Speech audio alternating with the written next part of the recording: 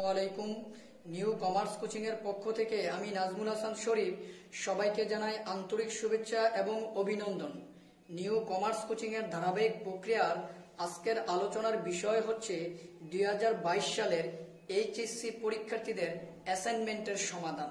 এখন আমি যেই অ্যাসাইনমেন্টটি সমাধান করে দিব পঞ্চম সপ্তাহের ফিন্যান্স, ব্যাংকিং ও বীমার 1 নম্বর অ্যাসাইনমেন্ট। দেখো প্রিয় শিক্ষার্থীরা, এখন আমি প্রশ্নটা পড়ব, তোমরা আমার সাথে প্রশ্নটা মিলিয়ে নিও।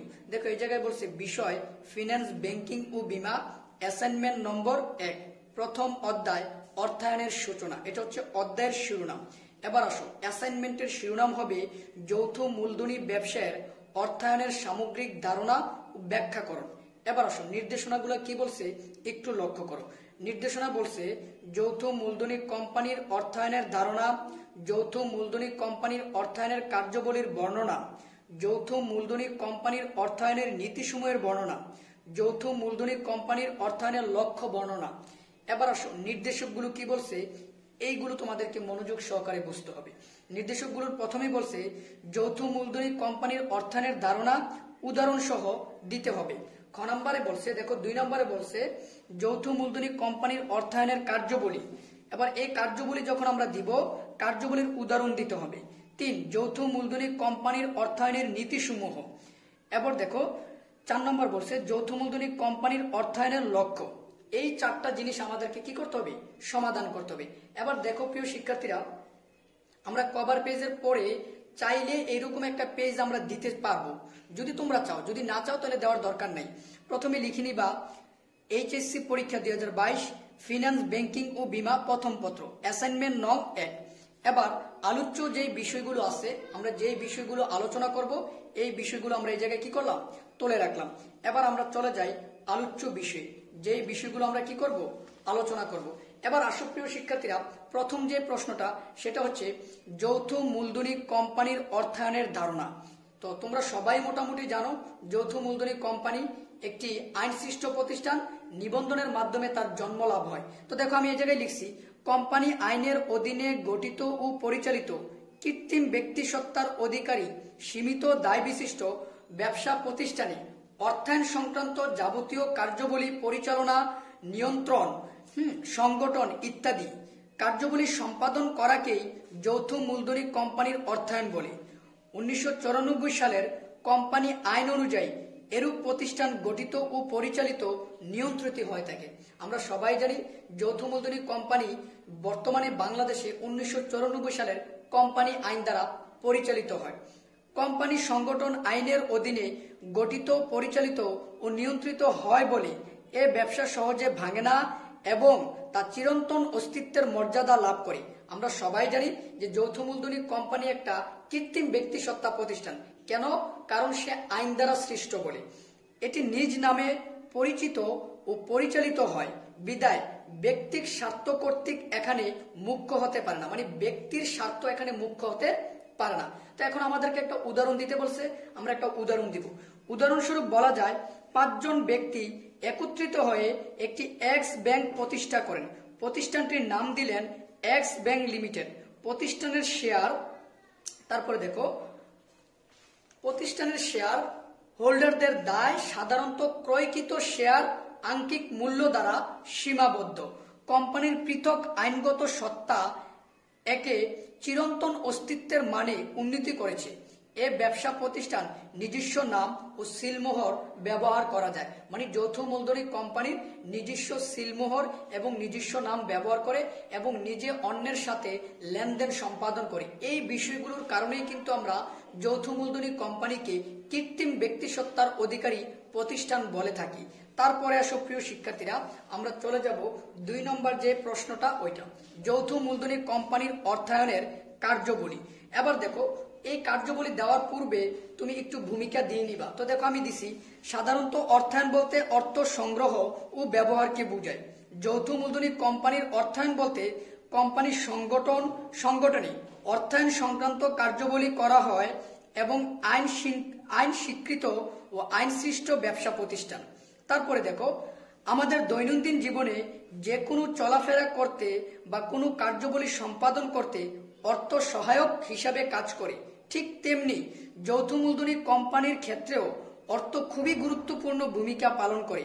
নিম্নে অর্থায়নের কার্যাবলী উল্লেখ করা হলো। 1. তহবিল সংগ্রহ।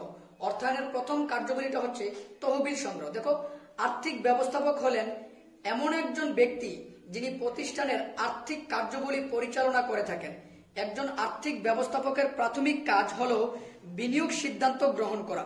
কোথায় থেকে অর্থ সংগ্রহ করতে হবে, কিভাবে, দেখো তারপরে বলছে কিভাবে অর্থ সংগ্রহ করবে সে ব্যাপারে আর্থিক ব্যবস্থাপক সিদ্ধান্ত গ্রহণ করেন।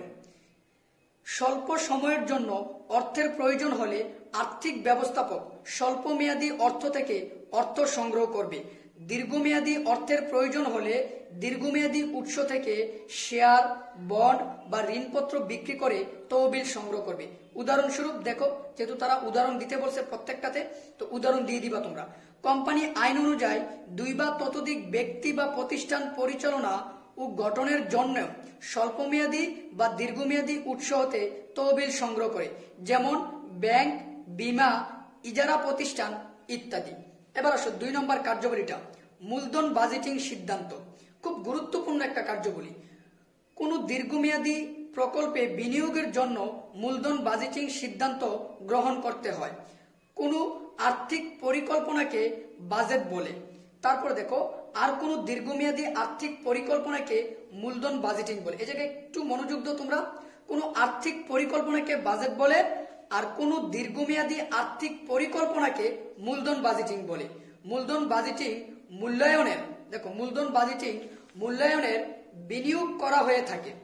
যৌথ মূলধনী কোম্পানির অর্থায়নে মূলধন বাজেটিং এর মাধ্যমে নতুন প্রকল্প গ্রহণ, সম্পদ অর্জন, ব্যবসা সম্প্রসারণ ইত্যাদি আধুনিকায়ন ইত্যাদি কার্যক্রম সম্পাদন করা হয়ে থাকে।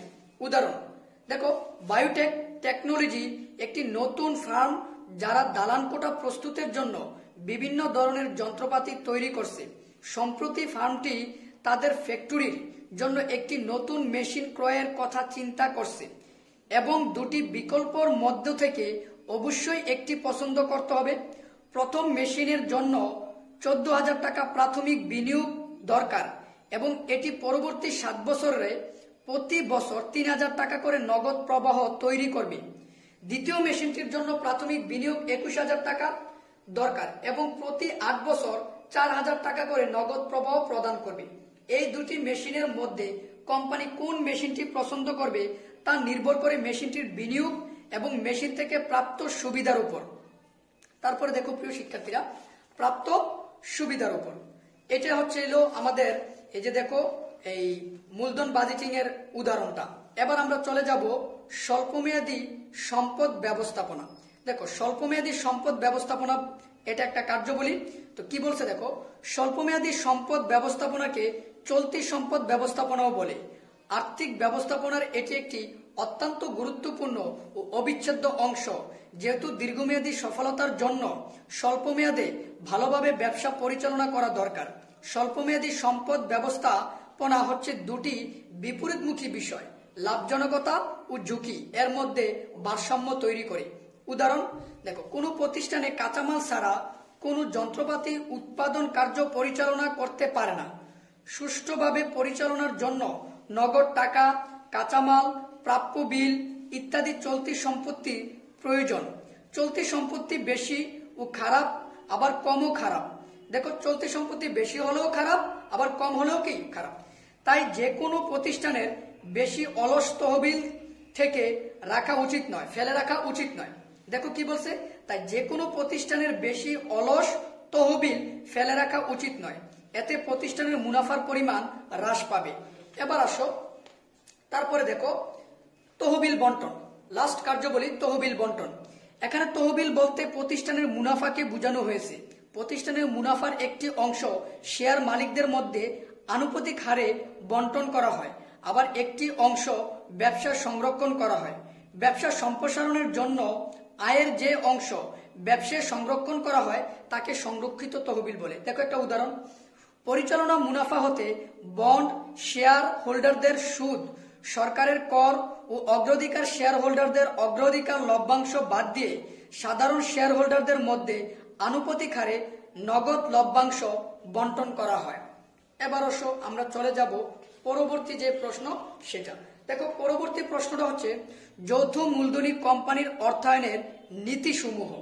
এবার আসো, যে কোনো কোম্পানির মূল লক্ষ্যে পৌঁছানোর জন্য অর্থায়ন ও আর্থিক ব্যবস্থাপনার নীতি মালা ও কলা কৌশল সম্পর্কে জ্ঞান লাভ ও তার যথাযথভাবে প্রয়োগ খুবই গুরুত্বপূর্ণ। নিম্নে যৌথ মূলধনী কোম্পানির অর্থায়নের নীতিমালা উদাহরণস্বরূপ বর্ণনা করা হলো। দেখো এই জায়গায় প্রথম নীতিটা হচ্ছে ঝুঁকি ও আয় সমন্বয় সাধন নীতি। ঝুঁকি ও আয় সমন্বয় সাধন নীতি। এই নীতি অনুসারে যে কোনো আর্থিক সিদ্ধান্ত গ্রহণের ক্ষেত্রে প্রত্যাশিত উপার্জনের সাথে ঝুঁকি সমন্বয় সাধন করতে হয়। উদাহরণ, ক ও খ নামক দুই বন্ধু একত্রিত হয়ে একটি কোম্পানি গঠন করেন। তারা তাদের প্রতিষ্ঠানের আর্থিক কার্যক্রম পরিচালনার জন্য অর্থায়নের ঝুঁকি ও আয়, দেখো এই জায়গায় চন্দ্রবিন্দু হবে, ঝুঁকি ও আয় সমন্বয় সাধন নীতিমালা অনুসরণ করে ব্যবসা পরিচালনা করে। অধিক আয়ের আশায় অনেক বেশি ঝুঁকি নেওয়া উচিত নয়। ঝুঁকি ও তারপরে বলছে আয়ের মধ্যে সমন্বয় রেখেই, ঝুঁকি এবং আয়ের মধ্যে সমন্বয় রেখেই তারা তাদের প্রতিষ্ঠানে বিনিয়োগ করে থাকেন। তোমাকে ঝুঁকি এবং আয় এই দুইটার মধ্যে সমন্বয় রেখে বিনিয়োগ করতে হবে। 2 নম্বর নীতিটা দেখো, অর্থের সময়মূল্য নীতি। দেখো অর্থের সময়মূল্য নীতি অর্থায়নের এমন একটি নীতি যা অর্থায়ন সিদ্ধান্ত গ্রহণের ক্ষেত্রে প্রয়োগ করা হয়। উদাহরণ, আজকের 100 টাকা 5 বছর পরের 100 টাকার সমান মূল্য বহন করবে না, কেননা সময় পরিবর্তনের সাথে সাথে অর্থের মূল্যের পরিবর্তন হয়। এবার আসো 3 নম্বর নীতিটা, মুনাফা ও তারল্য নীতি। যে কোনো ব্যবসা প্রতিষ্ঠানে মূলধন বিনিয়োগের মাধ্যমে মুনাফা অর্জন করা হয়, আর বেশি মুনাফার প্রত্যাশায় তারল্য না রেখে বিনিয়োগ করা ঠিক হবে না বা ভালো হবে না। উদাহরণ কি, দেখো কোনো কোম্পানি যদি অধিক মুনাফার আশায় হাতের সব নগদ অর্থ বিনিয়োগ করলে কিছু নির্দিষ্ট সময় পর প্রতিষ্ঠানের দায় পরিশোধ করার মতো প্রতিষ্ঠানে কোনো তারল্য না থাকে, সেক্ষেত্রে ধীরে ধীরে প্রতিষ্ঠানটি ক্ষতির সম্মুখীন হবে। আমি যদি তারল্য না রেখে, মানে নগদ টাকা যদি আমার হাতে কিছু না রেখে সম্পূর্ণটা বিনিয়োগ করে দেই, তাহলে আমি কিন্তু দায় পরিশোধ করতে পারবো না, আস্তে আস্তে আমি একটা ক্ষতির সম্মুখীন হয়ে যাব। তারপরে আসো উপযুক্ততা নীতি। উপযুক্ততা নীতিটা একটু লক্ষ্য করো।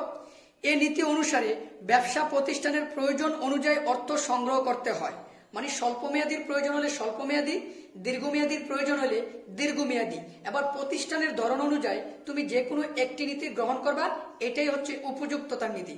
উদাহরণ, স্বল্প সময়ের জন্য অর্থায়নের প্রয়োজন হলে স্বল্পমেয়াদী উৎস হতে অর্থ সংগ্রহ করতে হবে, আর প্রতিষ্ঠানের চলতি মূলধন এর তহবিল সংগ্রহের জন্য স্বল্পমেয়াদী উৎস থেকে ঋণ নেওয়া, আর প্রতিষ্ঠানের স্থায়ী মূলধনের প্রয়োজন হলে দীর্ঘমেয়াদী তহবিল থেকে ঋণ নেওয়া।